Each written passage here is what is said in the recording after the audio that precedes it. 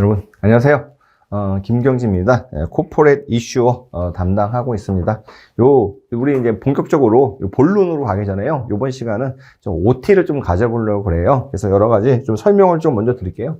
일단은 요 CFA 시험이라는 거 자체, 물론 너무 자주 아실 거예요. CFA 시험인데, 만약에 이 강의를 수강하시는 분께서 나 영어가 모국어가 아니다. 그렇죠? 나 바이링구얼. 그러니까 영어랑 한국어가 굉장히 능숙한 정도가 아니다. 나는 한국어만 굉장히 능숙하다. 그냥 이런 이제 수강생, 이런 수험생이라고 가정한다면요. 첫 번째 여러분께서 발목을 잡는 게 제가 보기엔 영어예요, 영어.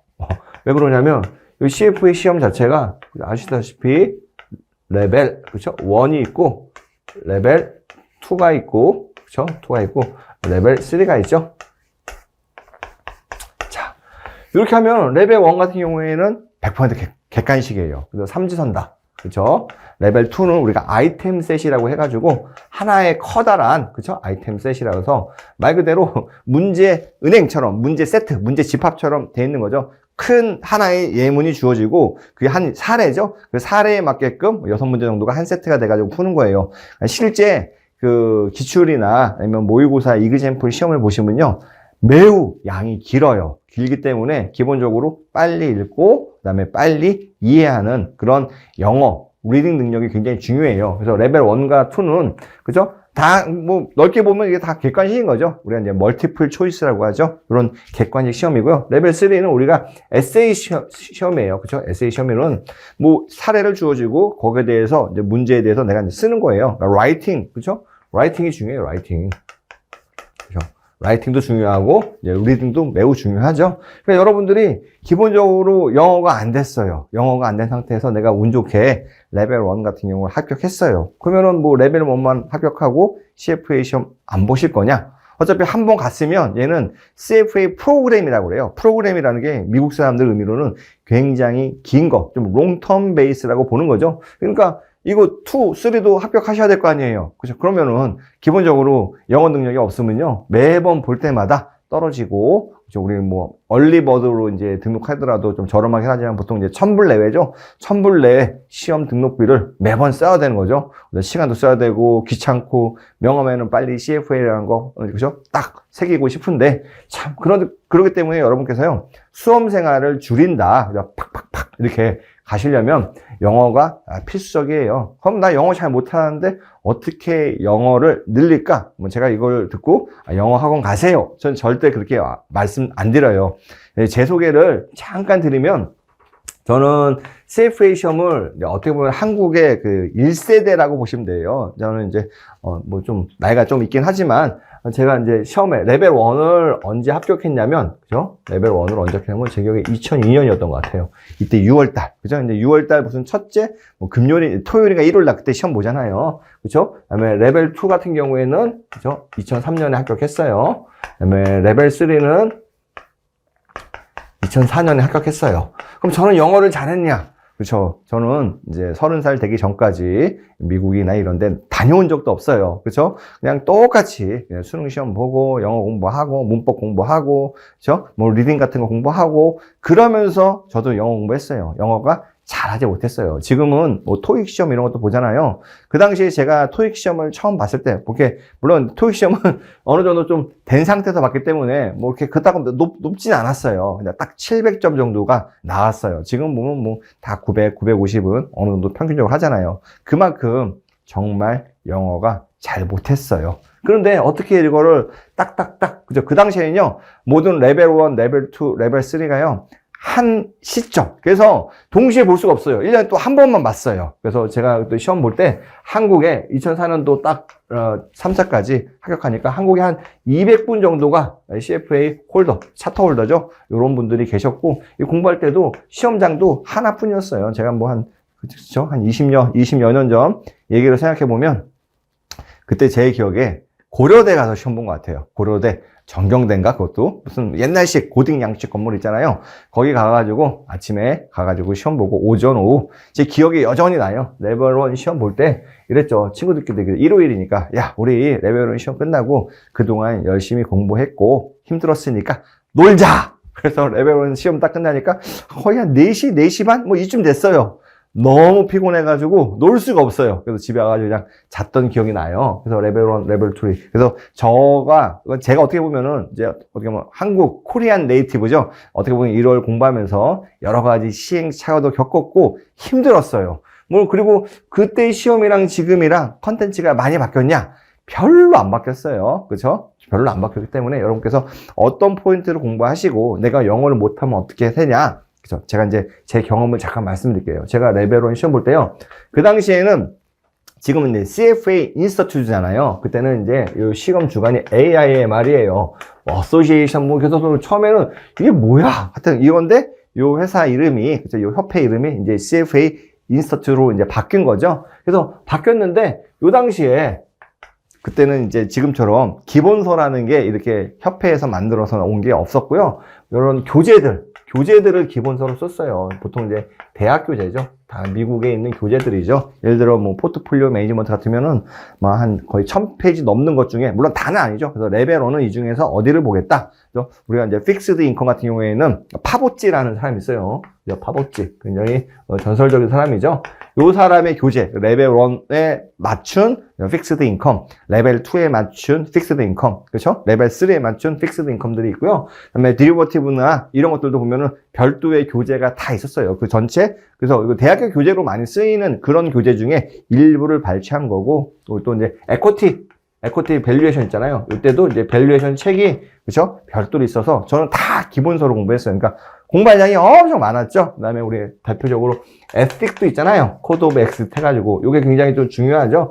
CFA 시험의 장점 중에 하나가 우리는 이런 에틱을 알려준다. 이런 에틱을 바이올레이션 하면 너 CFA 차터 따더라도 이거 취소될 수 있다. 그리고 이 에틱에 대해서 너네들은 항상 CFA 차터가 됐으면 얘네들이 말하는 건 CFA 캔디데이트부터죠. 레벨 1 캔디데이트부터 너가 시험을 공부하는 한 이 에틱에 대해서 항상 머물러 있어라. 이 에틱을 지켜라. 이렇게 얘기를 하고 있죠. 이것도 저는 보면 원래 책이자 요약집이 아니라 그렇게 봤어요. 그 당시에도 슈에저 노트가 있었는데 슈에저 노트를 공부 안 하고 기본서로 공부하고 슈에저 노트는 마지막에 이제 시험 한두 달 남아가지고 정리하는 용어로 이렇게 많이 썼어요.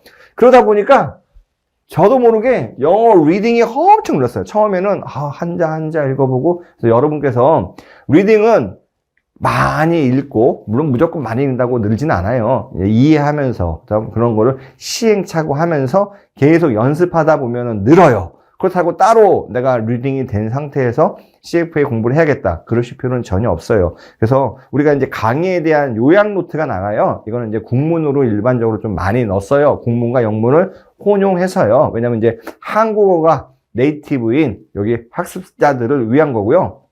어차피 이분들이 요 공부를 해가지고 영어를 좀 잘하셔야 돼요. 그렇기 때문에 이분들한테 제가 추천드린 건 뭐 협회 우리가 이제 등록하면 기본서 주잖아요. 기본서 보기에는 너무 양이 많아요. 좀 시간이 많으시고 그런 분들은 기본서로 병행하시면서 공부해야 되는데 최소한 우리가 슈에저 노트로는 공부하시잖아요. 그러면 슈에저 노트를 그죠? 네, 달달달달 외운다는 생각으로 굉장히 반복해서 보세요. 어차피 강의 내용을 들으시면 그 내용이 태반이 다 슈에저 노트에 있는 것들에 대한 여러분들 전달하는 거잖아요. 그러니까 강의 내용을 보고 그럼 무슨 내용인지 알아요. 그 아는 상태에서 슈에저 노트를 한 줄 읽어가 보세요. 그렇죠? 읽어가 보시면 비로소 그 여러 번 반복하면 저절로 그렇죠? 리딩 앤 컴프레hension이 올라가요. 그렇게 올라가면 레벨 2 때 수월하게 되죠. 그다음에 레벨 2 때에서 그렇죠? 이때는 이제 라이팅 하는 것도 좀 배우면 돼요. 라이팅 어렵지 않아요. 저도 그렇죠? 하나도 몰랐는데 라이팅 했어요. 저도 그렇죠? 저도 했어요. 그래서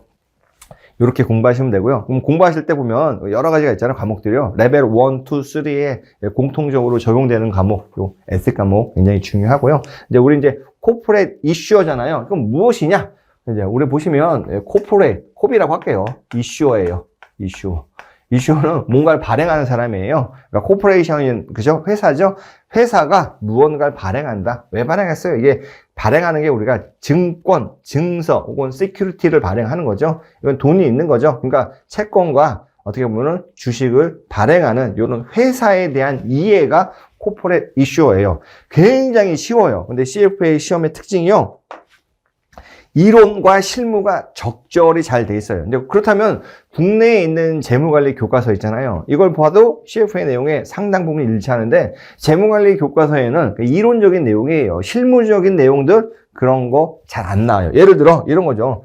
이제 CAPM 있죠. 우리 다 배울 거예요. 물론 이거를 이제 저랑 코퍼레이트 이슈에서 배우는 게 아니라 우리 포트폴리오 매니지먼트 쪽에서 배우죠. CAPM을 한다면 어떤 개별 주식의 수익률은 무위험 이자율에다가 베타 I에다가 우리가 말하는 마켓 포트폴리오 프리미엄인데 요거는 이해가 됐어요. 그럼 실무적으로 요 무위험 이자율을 뭘로 쓰냐? 어떤 걸 쓰냐? 보면은 국채를 무위험이자로 써요. 야, 그럼 국채도 보면 만기가 3개월짜리, 6개월짜리, 1년짜리, 3년짜리, 5년짜리, 10년짜리, 30년짜리까지 있는데 그 중에 어떤 걸 써야 되냐? 그렇죠? 거기에 대한 거. 그다음에 그러면 요거를 요 리스크 프리미엄이죠. 위험 프리미엄인데 이거는 얼마냐? 이걸 내가 계산해야 되는 거냐? 그렇죠? 그런 것들. 요 베타를 나온 걸 그대로 쓰냐? 우리가 이제 어저스드 베타라고 해가지고 베타의 성향이 이런 게 있어요. 근데 잘 모르셔도 그냥 이런 거구나. 그냥 한기로 하시면 돼요. 어차피 또 배우실 거니까요. 시장 베타가 1이라고 불러요. 우리가 베타를요. 요게 타임이에요. 시간이 지나면요. 베타가 1보다 큰 애들은 점점 1로 가고 베타가 1보다 작은 애들도 점점 1로 가요. 즉 1로 우리가 리버트 회귀하는 그런 성질이 있어요. 그러니까 이런 성질을 이용해서 지금 베타 구한 게 이만큼인데 그럼 얘를 그대로 쓸 거냐? 그렇죠? 아니면은 우리가 이런 회귀하는 성질을 반영해서 베타를 좀 더 수정해서 쓸 거냐? 이런 것들 매우 실무적인 얘기예요. 그래서 그런 얘기들 하는 거예요. 그러면은 이 CFA 시험이 어떤 사람들한테 굉장히 좀 잘 좋냐? 그렇죠? 어떻게 보면은 회계하고는 좀 달라요. 우리 파이낸스니까요. 이쪽은 투자하시는 분들, 그렇죠? 투자라는 건요, 우리가 말하는 사모펀드, 그렇죠? 이런 데서도 투자하시는 분들도 계시고, 뭐 벤처 캐피탈에서도 투자하는 분도 계시고, 아니면은 그 펀드 매니저 있잖아요. 이제 우리가 말하는 뮤추얼 펀드죠. 이런 집합 투자 증권이라고 하죠. 여기서 펀드 매니저 하시는 분들, 혹은 증권사나 펀드사에서 자산운용사죠. 거기서 애널리스트 하시는 분들, 뭐 픽스드 인컴 애널리스트도 계시고, 에코티 애널리스트도 계시죠. 뭐 그런 분들, 혹은 기업에서도 일을 하시는 분들 많이 계세요. 그래서 이 기업 내에서도 투자해야 되니까요. 뭐 M&A도 하고 그런 분들이 적합해요. 저는 이제 지역 직장 다니고 직장 생활 한 20년 정도 했어요. 그죠? 20년 동안 제 주 업무는 다 M&A였어요. 저는 이제 M&A 업무를 했고, 그래서 이제 CFA 그 내용들을, 그쵸? 몇 년 전부터 이제 강의를 하고 있었는데, 내용들을 보니까요, 그 공부하는 그 당시에는 그냥 암기했어요. 그냥 암기하고, 물론 이해한 것도 많죠? 이해했는데, 그게 그렇게 마음에 와닿지 않았어요. 근데 막상 이렇게 실무적인 일을 해보고, 투자업계에서 일을 하다 보니까, 와, 이건 굉장히 실무적인 거구나. 기존에 있는 우리 재무관리 교과서나 학교에서 배운 얘기는 주로 티어리, 이론에 맞추는데요. 이 CFA 프로그램 자체는요, 이론과 프랙티스, 그죠? 티어리하고 우리가 프랙티스를 적절히 엮어가지고 어떻게 보면은 굉장히 실무적인 내용을 제공해 줄 수 있게 해요. 근데 CFA 시험의 특징이 뭐냐면, 너 이 시험 보는데 배경 지식 없어도 괜찮아.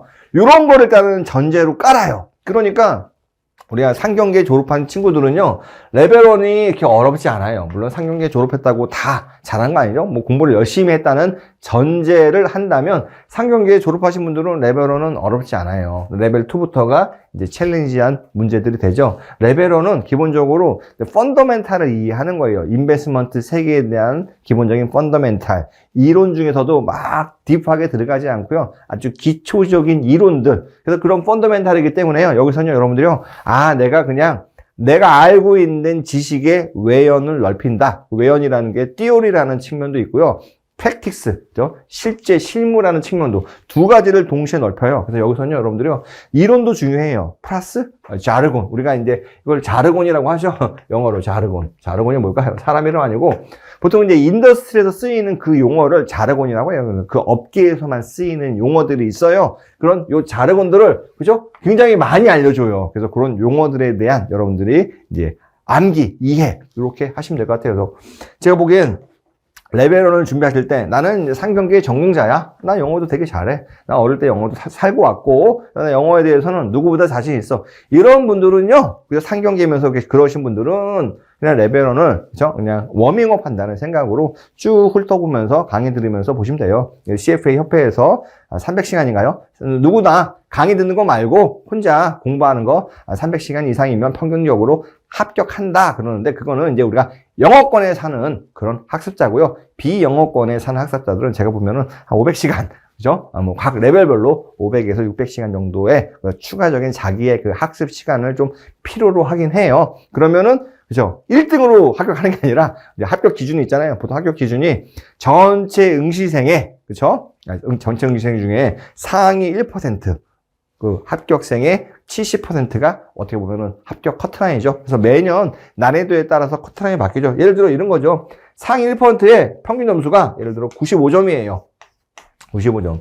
이 사람들의 70%가 합격점인 거죠. 그럼 97에 63, 약 한 67점 정도죠. 그래서 매년 합격 커트라인이 한 65점에서 왔다 갔다 해요. 그렇게 보시면 되고요. 제 자랑을 좀 한다면, 저 레벨 3는 모르겠어요. 최소한 레벨 1과 레벨 2는요, 요 상위 1% 안에 들었다고 저는 자부해요. 레벨 3는 에세이 때문에 제가 이제 이걸 시험을 보면요, 이제 점수가 나오잖아요. 그 점수가 이제 어떤 식이냐, 너 몇 점이다 이렇게 안 나와요. 처음에 이제 일단은 이건 미국식 스타일인데 좋은 일이 일어나잖아요. 그럼 얘네들이 우리나라처럼 이제 내가 합격 확인해야겠지라고 딱 하면은 누구 합격 이렇게 되지 않아요. 처음에 하고 띠리릭 넣고 엔터 누르면 congratulation 이렇게 떠요. 그렇죠? congratulation 이렇게 떠요. 그래서 요게 이걸로 시작하면 아 내가 합격이구나.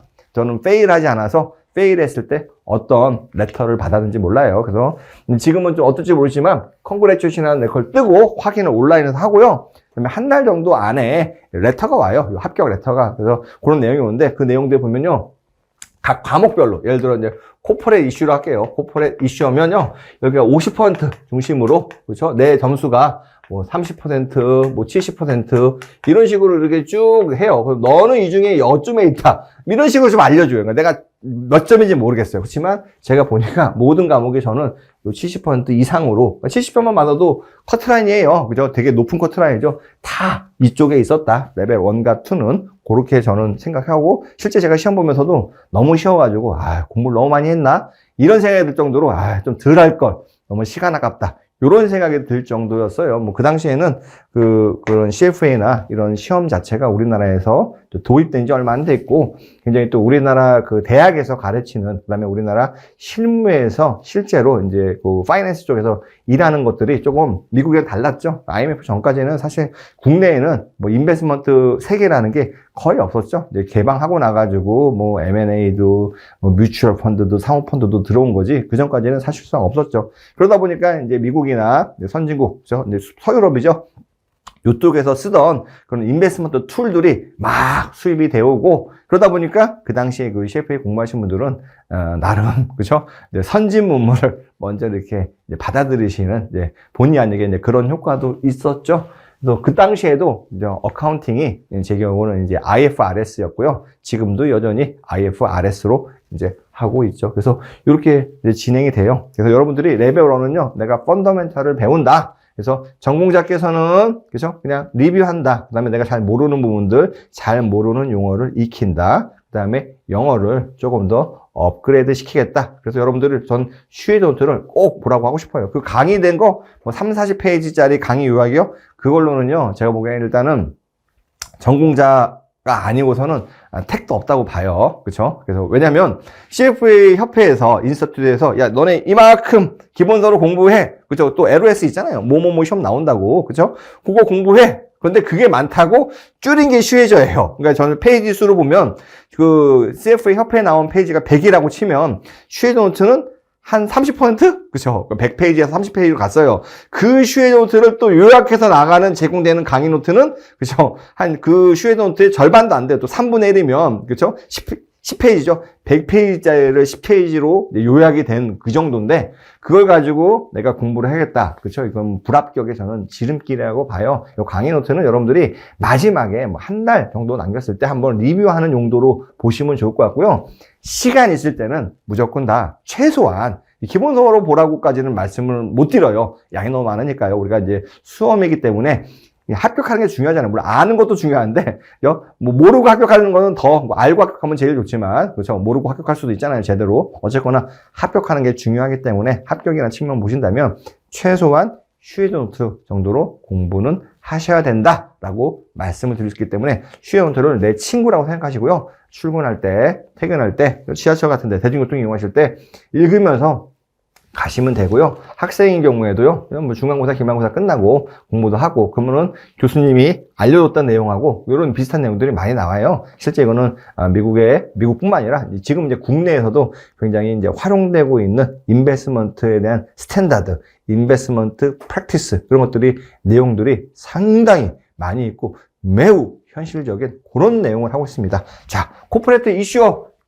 결론적으로 말하면 너무 쉬워요. 너무. 저는 이거는 다 맞아야겠다. 여기서 나오는 문제의 양이 보통 한 8% 내외잖아요. 전체 100문제 중에. 여기 나오는 거 무조건 다 맞는다. 그리고 여기 내용들이요. 워낙 실무적인 내용이 많아요. 그래서 여러분들이 이걸 이해하시면 너무 좋아요. 물론 실무적인 내용이기 때문에 학생인 경우에는 내가 이런 쪽에 취직해야지. 그렇죠? 그러면은 인베스트먼트 업무를 하는 그게 어느 회사든 상관없어요. 어느 업종이든 상관없고요. 거기서 일반적으로 실제 쓰는 내용이에요. 이건 교과서에 있는 내용이다. 절대 안 그래요. 실제 다 쓰고 있어요. 그리고 현업에 계신 분들은 그죠? 나는 이것만 알고 있었는데 이렇게 알 수도 있겠구나. 그죠? 그런 분들 다 업무에 다 활용할 수 있는 내용이에요. 그래서 굉장히 일단 쉽고 대신 새로운 용어들이 굉장히 많기 때문에 그런 거 위주로 학습하시면 돼요. 어려운 문제는 이제 뒷부분에 이제 계산 문제가 있는데 어떤 거는 레버리지 같은 거, 레버리지라는 게 쉽게 말하면 넓은 의미로는 이제 고정비 효과예요. 어떤 거냐면요. 내가 이제 주식 투자하는데 남의 돈을 빌려서 투자했을 때 수익률하고 내 돈으로만 투자했을 때 수익률. 아무래도 내 돈으로만 했을 때는, 그죠? 내가 얻은 만큼 얻는데 남의 돈으로 하게 되면 더 큰 규모로 투자할 수 있잖아요. 그러면 내 돈에 대한 수익률 자체가 높아지거든요. 근데 단점으로는 남의 돈은 이제 이자가 발생하죠. 그런 이자를 지급하게 되면, 그렇죠? 잘 될 때는 엄청 잘 되고 못 될 때는 엄청 잘 못 되는 그런 효과. 그게 바로 레버리지 효과예요. 그래서 넓은 의미로 레버리지는요, 우리가 고정비, 픽스드 코스트라고 해요. 기업에서 픽스드 코스트는 어디 있겠어요? 그 오퍼레이션, 사업하는데도 픽스드 코스트 들잖아요. 대표적으로 우리가 감가상각비, 디프리에이션 익스펜스 있죠? 혹은 디프리에이션 커스트. 이런 것들이 있고요. 요걸 이제 영업 활동에서 발생하는 레버리지라고 그러고, 이런 것들의 효과를 우리가 오퍼레이팅 레버리지를 이제 계산도 하고, 그다음에 파이낸셜 레버리지도 있죠. 이건 뭐냐면 기업마다 남의 돈을 쓰잖아요. 차입금 쓰면 이 차입금에 대한 이자 비용은 장사가 잘 되든 장사가 잘 안 되든 무조건 지불해야 될 금액이에요. 그러니까 요것 때문에 발생하는 이익 흐름의 변동폭인 거죠. 그러니까 심플하게 말하면 매출액이 변동했을 때 이익이 얼마큼 변동하냐? 매출액이 그죠? 10배 늘었어. 그럼 이익도 10배 늘어야 되는데 실제로는 매출액이 10배 늘면 이익은 막 20배, 30배 이렇게 느는 경우도 있죠. 반대로 그 얘기는 매출액이 반토막이 됐어요. 그럼 이익도 반토막이 되는데 이익은 3분의 1 토막, 10분의 1 토막 혹은 적자로 이렇게 가는 경우도 있죠. 이게 바로 전부 다 레버리지 때문에 그런 거예요. 그래서 레버리지는 그런 얘기를 좀 배우고요. 그 다음에 MPV, IRR 요걸 좀 확장하면 이게 이제 주식가치 평가가 되는 거예요. 채권가치 평가가 되고요. 이런 얘기들 실제로 기업에서 다 쓰는 얘기들이에요. 이런 얘기 배우고요. 이건 이제 뒤에서 배우는 부분이고 앞에서는 전반적인 그죠? 우리가 이제 투자 환경에 대해서 특히 그럼 누구의 입장에서 투자 환경이냐? 이게 코퍼레이트 이슈잖아요. 기업. 여기서 말하는 기업은 굉장히 다양하죠. 우리가 말하는 증권사, 펀드 회사들도 전부 다 기업이기도 하지만 여기서는 주로 이제 하는 거는 일반적인 금융업이 아닌 그죠? 다른 업종에 존재하는 기업을 일반적으로 상정하고 있어가지고 이 기업들이 겪는 그죠? 여러 가지 상황들에 대해서 얘기를 좀 하고 있습니다. 그리고 이 시험 자체가 미국 애들만 시험 보는 게 아니에요. 글로벌에 있는 모든 사람이 다 시험을 봐요. 물론 시험 모든 사람이라기보다 전 세계에 있는 누구나가 시험을 보기 때문에요. 어떻게 보면 미국에 있는 법규 이것만 얘기하진 않아요. 이럴 수 있고 다른 나라는 이렇다 이런 얘기들이 많이 있기 때문에 여러분들이 이제 글로벌 마인드셋 그렇죠? 그런 것들을 기르는데도 굉장히 중요해요. 저는 이제 파이낸스 쪽이 특히 인베스트먼트 쪽이 굉장히 매력적으로 느껴지는 이유가요. same knowledge 그렇죠? 우리가 미국에서 투자하든 영국에서 투자하든 한국이든 중국이든 투자할 수 있는 knowledge는 다 동일해요. 그렇죠? The same language고요. 그래서 그거 자체가 뭐냐? 그 language가 물론 수학이 아니라 잉글리시죠. 그래서 여러분께서 이제 same knowledge는 이제 CFA 시험을 통해서 접근했고, the same, 그렇죠? language도 배워야 되죠. 그 language는요, 일부는 이런 그 수학적인 것들, 일부는 진짜 공용어인 영어예요. 뭐 저 강사 국수주의 사람 아니야. 그라고 할지라도 실제 아직은 우리 글로벌 경제에서 미국만큼 힘센 데가 없고 대부분 미국 자체가 하나의 글로벌 스탠다드로 자리 잡고 있기 때문에 웬만하면은 그렇죠? 미국 규정, 미국의 프랙티스들을 많이 따라가요. 그 얘기는 미국에 있으면 유럽 애들도 미국 걸 많이 받아들여요. 물론 유럽 애들도 미국 애들도 유럽 걸 받아들이긴 하지만 어쨌거나 그죠? 전 세계의 경제를 아직까지는 미국이 좀 그쵸, 어떻게 보면 캐리하고 있는 거죠. 그러다 보니까 아무래도 이런 미국적인 제도나 이런 얘기들이 조금 많이 나오고 있고, 그게 또 이제 글로벌 스탠다드로 이제 인식이 되고 있는 거죠.